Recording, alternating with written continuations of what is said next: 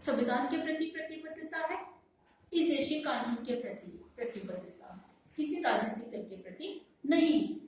और जो बात आपने कही उसको भी हम यहाँ जोड़ देते हैं कि किसी भी संप्रदाय के प्रति पक्ष और विपक्ष में नहीं, ठीक है, किसी भी समाज के किसी भी वर्ग के पक्ष या विरोध में नहीं, सबका उत्थान हो, सबका विकास हो, ये एक लोक सेवक के दिमाग में बिल्कुल स्पष्ट होता है। मैं ये नहीं कह रही होना चाहिए, होता है, बिल्कुल होता है। प्रशिक्षण के दौरान सिखा दिया जाता है। इसीलिए विशेषता है कि लोक सेवक तटस्थ दृष्टिकोण को अपनाते हैं। एक और बात, जनता के प्रति उत्तरदायित्व।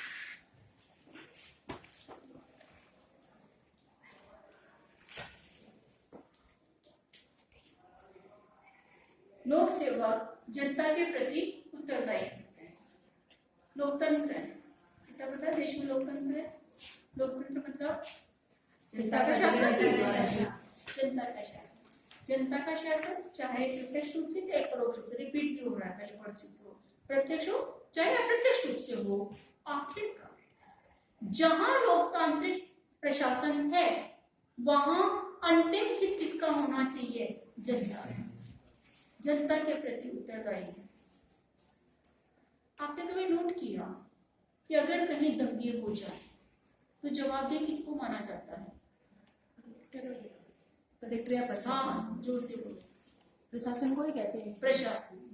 किसी स्थान विशेष पर अगर दंगे हुए, हम किसी स्थान का नाम नहीं ले रहे, मान लो हो गए, होते ही हैं, होने नहीं चाहिए, तो किसको उत्तरदायी माना जा रहा है? उस जिले के कलेक्टर को और उस जिले के एसपी को। जबकि दंगे तो लोगों ने किए लेकिन उनको उत्तरदायी माना जा रहा है, क्योंकि लोक सेवक है तो जनता के प्रति आपका उत्तरदायी है, जनता को सुरक्षा देना आपका उत्तरदायी।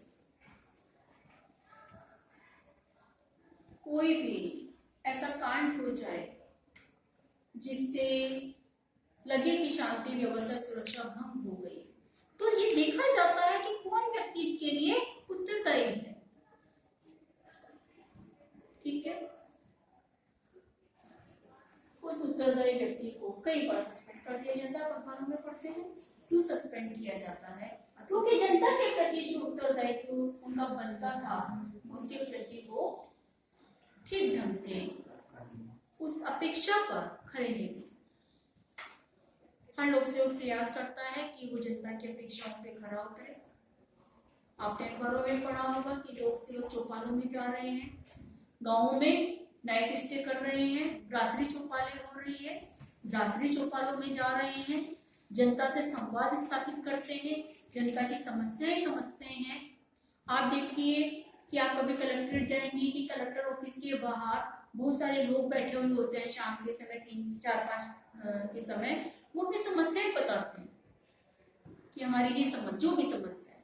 फिर कलेक्टर साहब जो है उन समस्याओं के समाधान का पूरा ईमानदारी से प्रयास करते हैं, संबंधित को आदेश देते हैं कि समस्या का तुरंत समाधान होना चाहिए। ऐसा क्यों? ऐसा इसलिए कि लोक सेवा अगर है तो लोक सेवा जनता के प्रति उत्तरदायी होगी, क्योंकि आखिरकार शासन तो जनता का है। लोक सेवक का एक लोक सेवक जनता का सेवक, यस, जनता का सेवक, जनता के सेवा के लिए नियुक्त है वो, तो इसलिए जनता के प्रति उत्तरदायी होना ही हुआ। तो जो लोक सेवक होगा जनता के प्रति उत्तरदायी होगा। और लोक सेवा में एक और आखिरी बात कि जनहित सर्वोपरि है।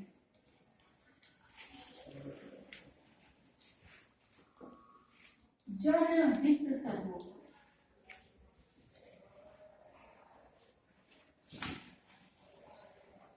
कभी कभी ऐसा भी होता है कि कुछ ऐसे आदेश आ जाते हैं जो हमको अच्छे नहीं लगते। अभी आपने पिछले दिनों नोट किया कि नेट बंद हो गया। हाँ, वो एक दिन बंद हुआ था।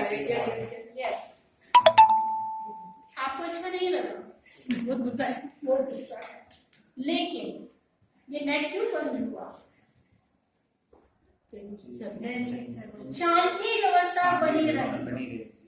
आपका फ्लैट चलाना ज्यादा जरूरी है या जिले में शांति व्यवस्था होना ज्यादा जरूरी है? शांति व्यवस्था। हमेशा याद रखना, देश पहले, हम भारत, है ना? किसी को कोई आपत्ति तो नहीं? देश ही पहले होना चाहिए, तभी तो हम विकसित होंगे जब देश को आगे रखेंगे। तो जनहित सर्वोपरि है। जनता के हित में अगर कठोर निर्णय लेने पड़े लोक सेवक को तो उसे लेने चाहिए, और वो लेते हैं। कई बार ऐसा होता है कर्फ्यू लग जाता है, कुछ प्रांतों में, कुछ क्षेत्रों में, इलाकों में कर्फ्यू लग जाता है। क्यों?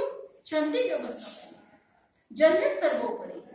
तो जो भी निर्णय लिए जा रहे हैं वो जनता के हित के लिए, जो कार्य योजनाएं बनाई जा रही है वो जनता के हित के लिए। मिड डे मील एक योजना, टीकाकरण एक योजना, है ना? जब शब्द सुने हैं आपने, ये सब क्यों? जनता के। डेंगू फैल रहा है, मच्छर बहुत हो गए, तो फॉगिंग की जाती है ना, मच्छर को मारने की जनता की। अब आप कहो ने फॉगिंग से तो हमको दिक्कत हो रही है, तो जनहित पहले हुई। तो जनता का लोक सेवक जो भी कार्य कर रहा है, जो भी निर्णय ले रहा है, जो भी अपने पद की सीमाओं में जो भी आदेश दे रहा है, उस आदेश में, उसकी कार्य प्रणाली में व्यक्तिगत हित कभी नहीं होता। उसकी कार्य प्रणाली में समग्र जनता, बहुसंख्यक जनता का हित निहित है। नेट बंद होने से आपको गुस्सा आया, लेकिन बहुसंख्यक जनता का हित है उसमें, और वो हित सर्वोपरि है। तो लोक सेवा जहां होगी वहां जनहित को सबसे पहले वरीयता दी जाए।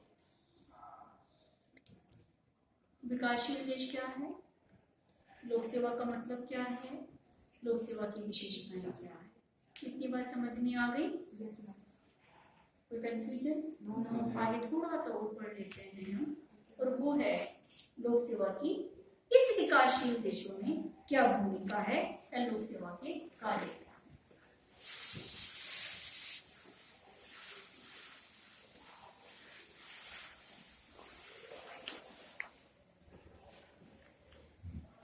लोक सेवा की भूमिका या लोक सेवा के कार्य।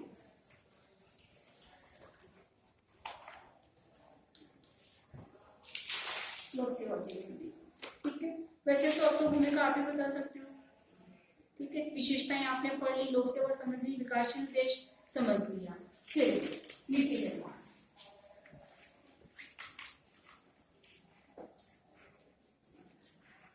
क्या काम है लोक सेवा का? नीति निर्माण। आप कह सकते हैं कि अभी तो आपने बताया था कि नीति निर्माण सरकार कर रही है, ठीक है।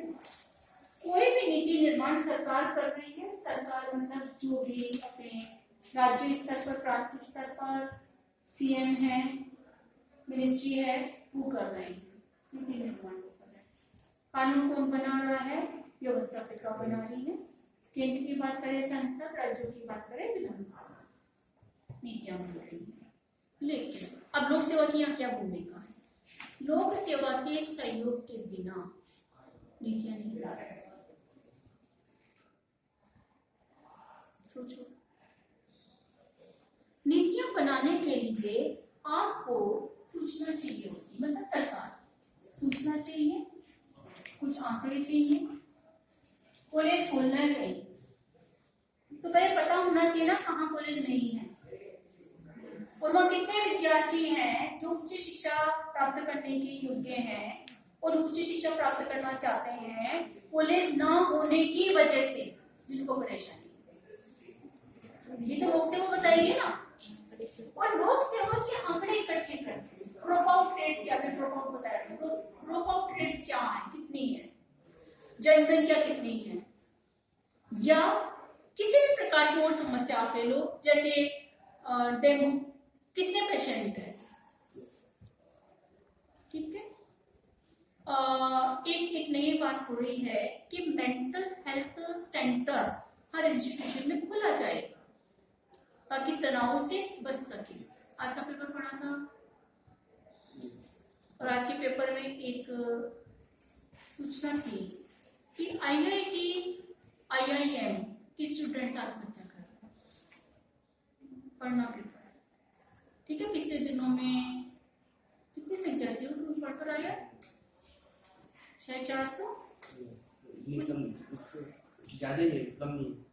ठीक है, हाँ एकदम आया कि इतने सालों में इतने स्टूडेंट IIT तक पहुंचना मजाक नहीं है।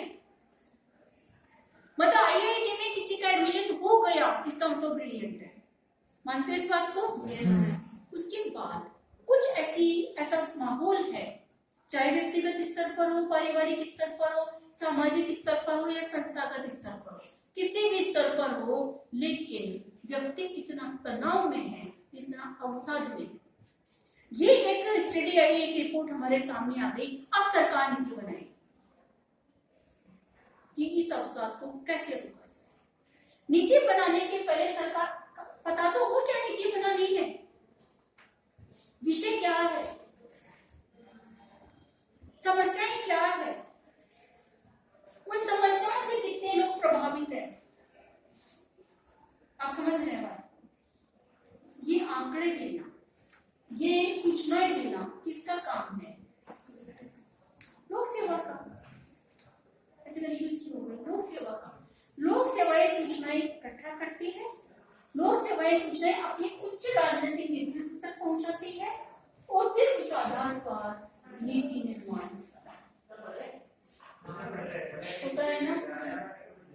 मांग होती है, मांग लोक सेवा पहुंचाती है सिस्टम और फिर सिस्टम नीति निर्माण करना है।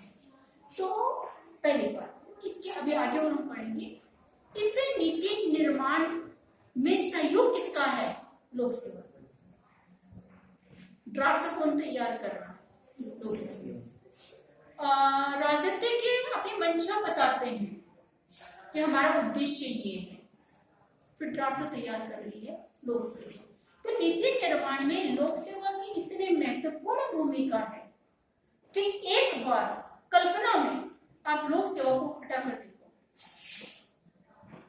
नीति निर्माण नहीं होगा। तो ये सच है कि सैद्धांतिक रूप से विद्यार्थी ये पढ़ते हैं कि नीति निर्माण राजनीतिक स्तर पर होता है, राजनीतिक नेतृत्व के द्वारा होता है, व्यवस्थापिका के द्वारा होता है, लेकिन हम इसकी गहराई में जाए, इसका परोक्ष सहयोग लोक सेवा को, इसका श्रेय लोक सेवा को जाता है, सहयोग लोक सेवा के द्वारा दिया जाता है। तो नीति निर्माण, लोक सेवा की भूमिका, और नीति निर्माण के साथ एक बहुत महत्वपूर्ण बात है परामर्श।